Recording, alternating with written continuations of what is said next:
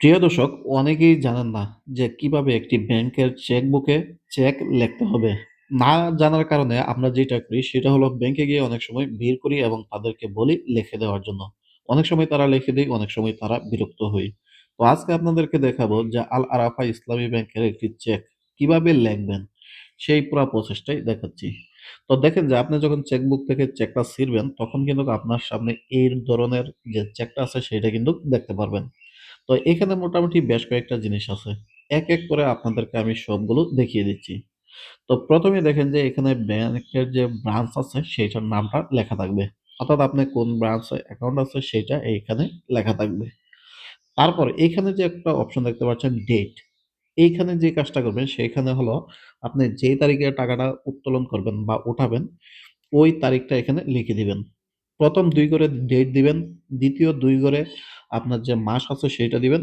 ৩ নাম্বারে যে ৪ টা ঘর আছে সেই ৪ টা ঘরের মধ্যে আপনি সালটা বসিয়ে দিবেন। ওকে।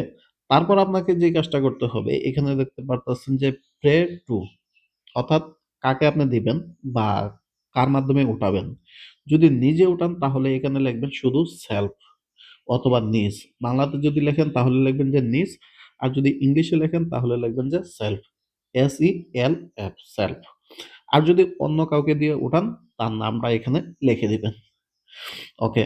তারপর যেটা করবেন সেটা হলো টাকার পরিমাণ। আপনি কত টাকা উত্তোলন করতে যাচ্ছেন। এখানে দেখতে পাচ্ছেন যে টাকা। তো এখানে আমি লিখে দিলাম যে 50,000 এটা কিন্তু আমি সংখ্যায় লিখে দিলাম 50,000 আগে ২ টা সামনে এরকম দাগ টেনে নিবেন এবং পিছনে এই ধরনের একটা আড়াআড়ি দাগ দিয়ে ক্লোজ করে দিবেন। যাতে কেউ চাইলেও একটা সংখ্যা কমাতে বাড়াতে না পারে। ওকে। তারপর এই যে 50,000 লেখছেন এইটা ঠিক ইংলিশে কথায় এইখানে লিখে দিবেন। তো এখানে দেখেন যে আমি লিখছি 50,000 অনলি। তো আপনি যদি ১০,০০০ তুলেন তাহলে এখানে লিখবেন 10,000 অনলি। আর যদি বাংলায় লেখেন চেকটা তাহলে এখানে সবগুলো বাংলায় লিখবেন। এখানে লিখবেন মাত্র ১০,০০০ টাকা মাত্র অথবা ৫০,০০০ টাকা মাত্র। তারপর আপনাকে যেই কাজটা করতে হবে সেটা হলো এইখানে আপনাকে সাইন করতে হবে।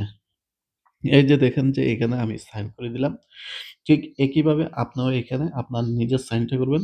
যে সাইনটা দিয়ে সচরাচর আপনি অ্যাকাউন্ট ওপেন করছেন অথবা টাকা উত্তোলন করেন।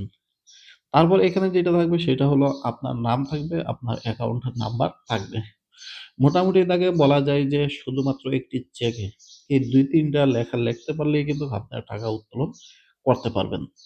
তো একটা জিনিস মাথায় রাখবেন, এই কয়েকটা জিনিস না জানার কারণে আমরা কিন্তু ব্যাংকে গিয়ে প্রতিনিয়তই তাদেরকে বিরক্ত করি, না বুঝে কিন্তু এই কাজটা করে থাকি। তো আরেকটা জিনিস মাথায় রাখবেন, যদি আপনি ইংলিশে লেখেন তাহলে সবগুলো কিন্তু আপনাকে ইংলিশে লিখতে হবে। আর যদি বাংলায় লেখেন তাহলে সবগুলো কিন্তু আপনাকে বাংলায় লিখতে হবে। তো আরেকটা জিনিস আপনাদেরকে বলে দেই, এখানে যে সাইনটা দেখতে পারছেন, অনেক ব্রাঞ্চে কিন্তু উল্টা পিঠেও আরো ২ টা সাইন নিয়ে থাকে। তো আপনি উল্টা পিঠে যেকোনো জায়গায় ২ টা সাইন করে দিবেন। আর কিছু ব্রাঞ্চে শুধুমাত্র একটি সাইনই যথেষ্ট। তো এভাবেই কিন্তু আপনি চাইলে খুব সহজে আল আরাফা ইসলামী ব্যাংক থেকে টাকা উত্তোলন করতে পারবেন। তো এই বিষয়ে যদি আপনাদের আরো কোনো মতামত থাকে জানাতে পারেন। ধন্যবাদ।